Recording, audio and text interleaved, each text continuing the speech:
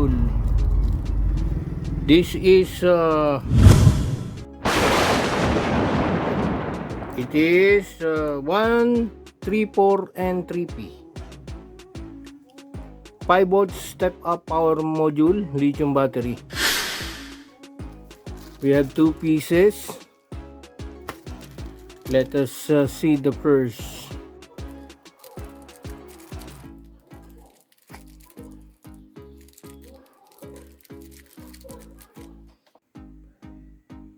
So we have the micro USB, and then the IC is CS C530G SM5401. So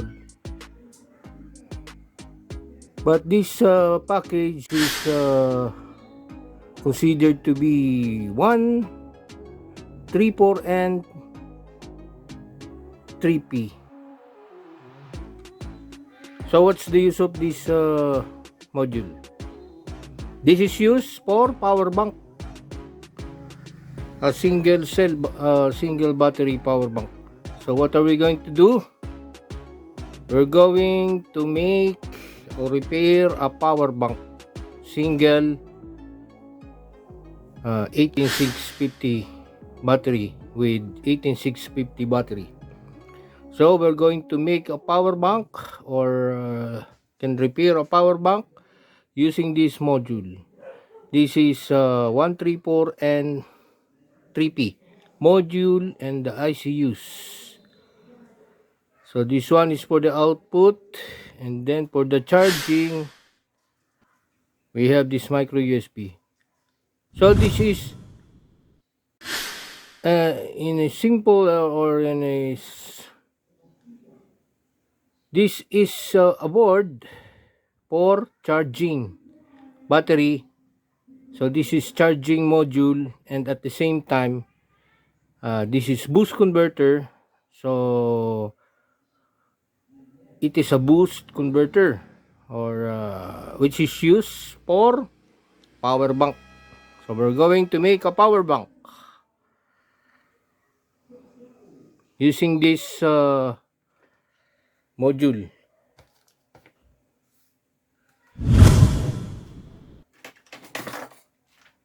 And this is the power bank we're going to use.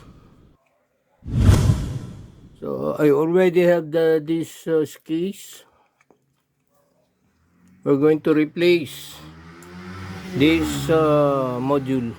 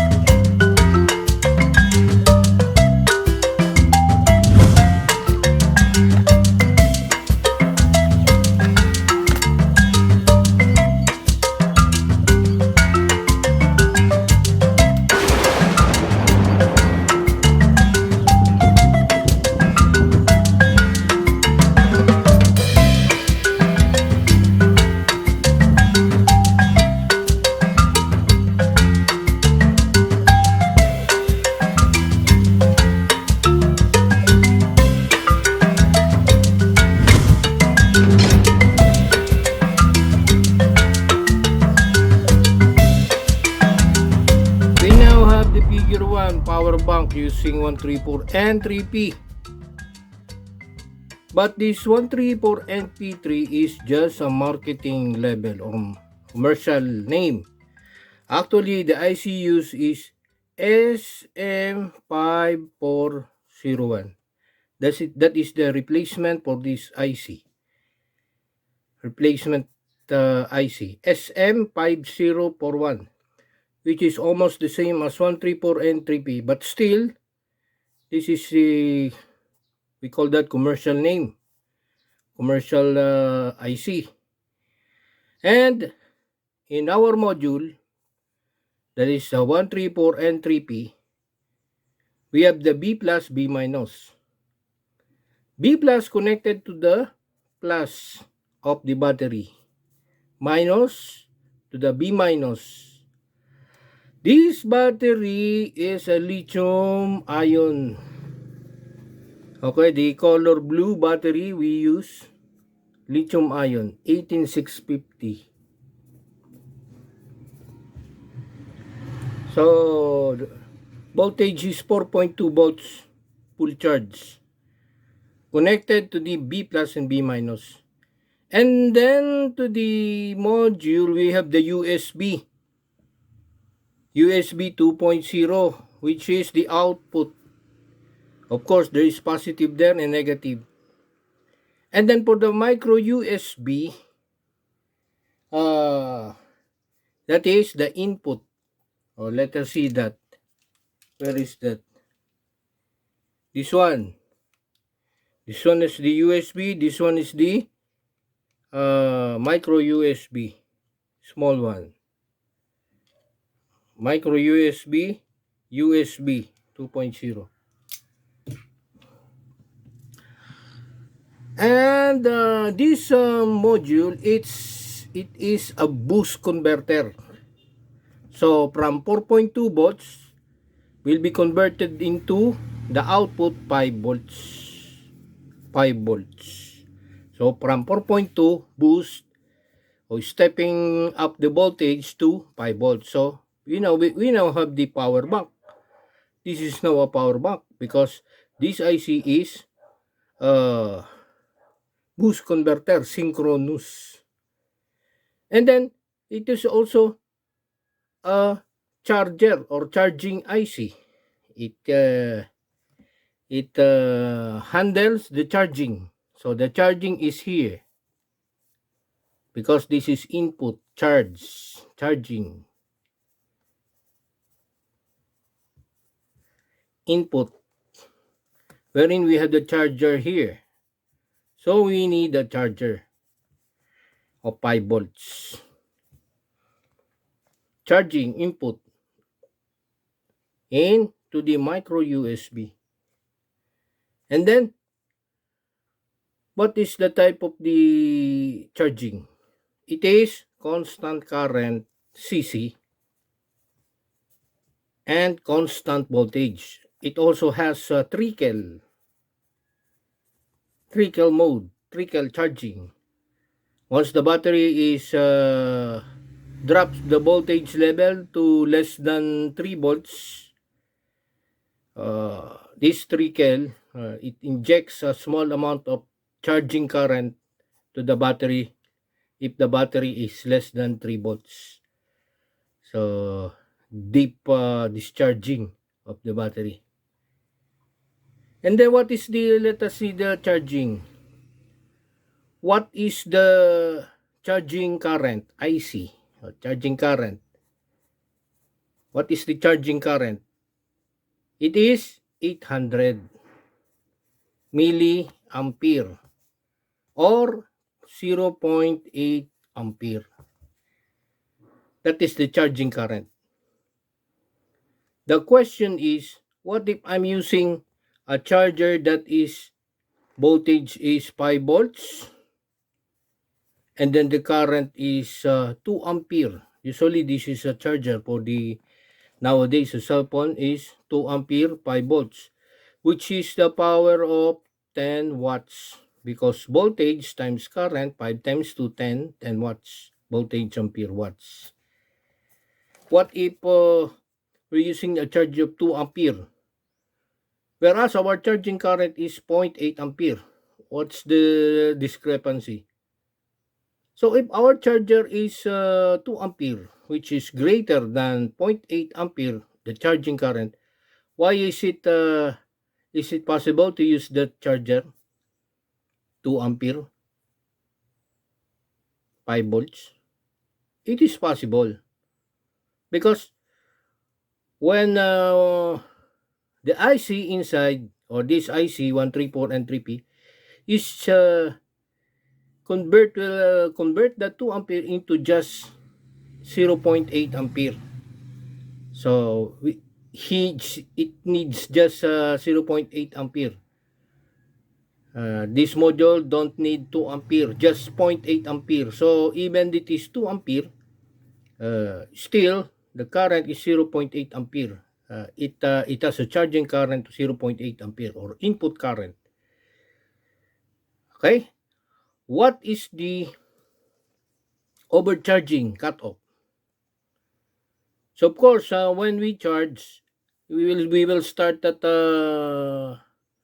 from high current into low, or low to high. That overcharging voltage. What is the overcharging voltage?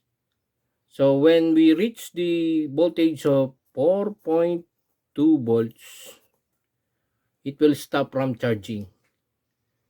And what is this is overcharging for protection. So once we reach the 4.2 volts while charging, it is stop from charging, and we're using 0.8 ampere of current as dictated by the inside the IC of this module. Even our charger is 2 ampere from the cell phone, still we have a 0.8 charging current. And what is now the output current? Since this is already 5 volts, since this is a boost converter, it boosts the 4.2 volts into 5.0 volts. What is now the output current? 800 milliampere, or 0.8 ampere. If the load is greater than the load is greater than 0.8 ampere, for example, up to 1 ampere. For example, our load is 2 ampere. So if we have the load here, it will overload. So it will the IC has a protection for that. We just have 0.8 ampere. That is the right amount of output current. Overloading the current will just shut down the IC here. And over discharging voltage, this one, over discharging is when we have the load here, and then if the battery reaches around 2.4 volts, it will stop. It will no longer function, this module, or this battery, this BMS, because there is protection IC that handles 2.4 volts. If the battery is will reach now 2.4 volts, that is the cut-off voltage for over discharging protection. So when it reaches 2.4 volts, it will cut off the operation of the module, or it will stop from working. That is the over discharging cutoff. It is 2.4 up to 3 volts. Okay? And then, what is the quiescent current? Q, quiescent.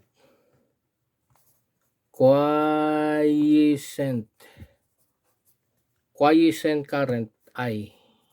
Quiescent current. quiescent current is how much is the current consumed by the module. So without load, not charging, without load, and the power is on, we have the power for the module, it consumes around 10 microampere. That is deep or sleep mode. Sleep mode. It will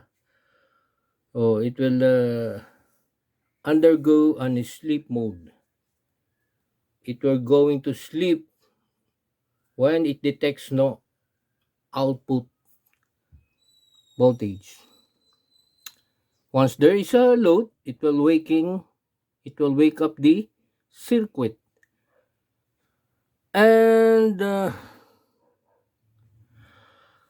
in our demo, we are connecting an LED to the output. See? This is LED we connected.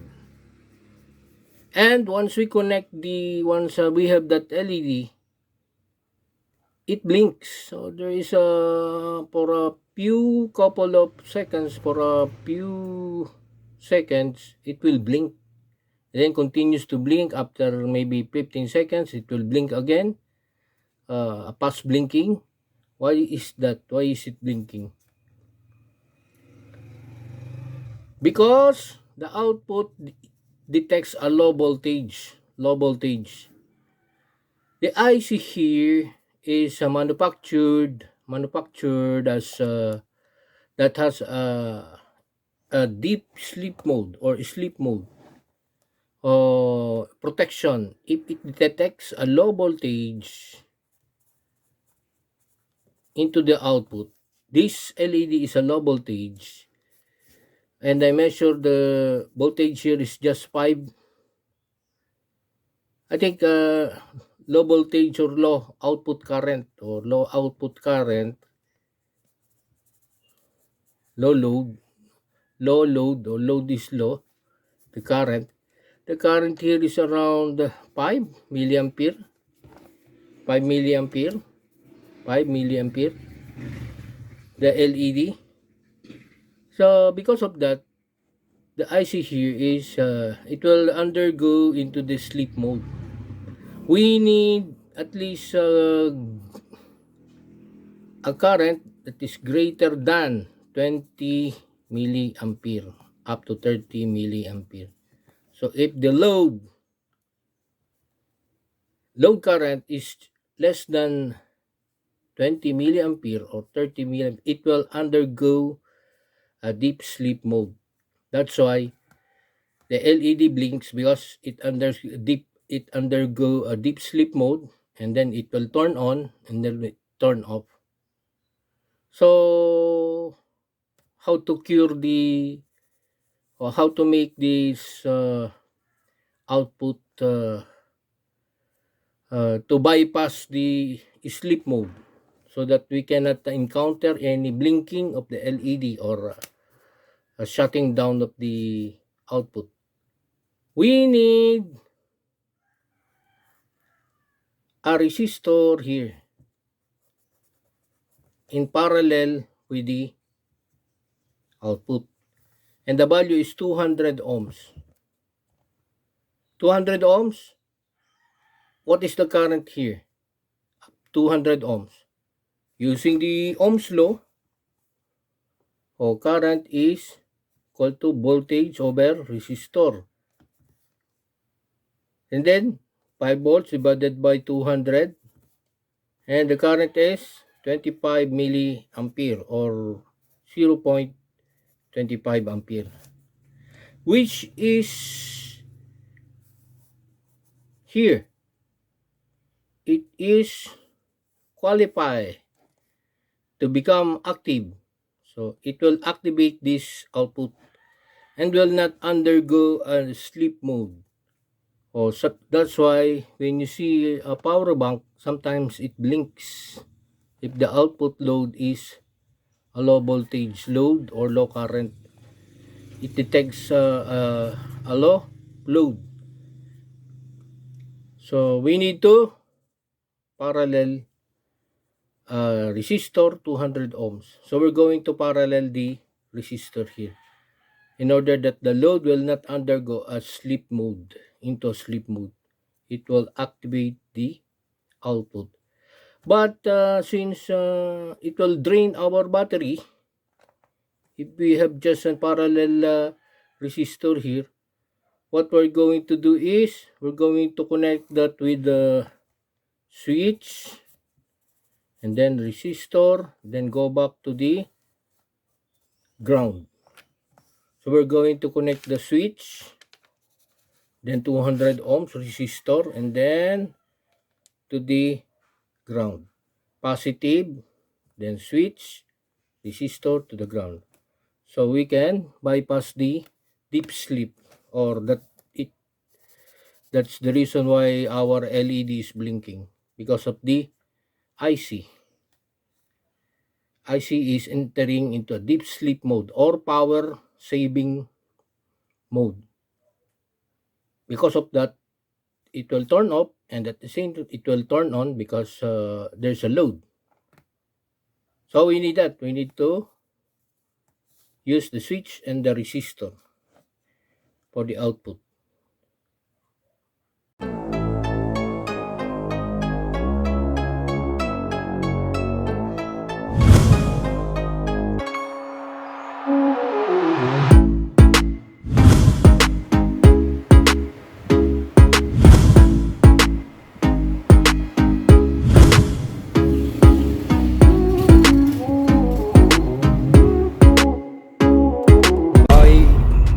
We have now this switch connected to the positive supply. This is now the figure 2 power bank using 1, 3, 4 and 3P with dummy load resistor to bypass sleep mode. So this is the dummy resistor connected to the output. So I'm connecting the dummy load here, and then this is the LED. This is USB section or area. This one is micro USB input. This is out. So the dummy load here, and then the LED is connected in parallel with dummy load. And then the battery, the positive, we have the switch. So the switch is located here, and then the battery then to the B minus.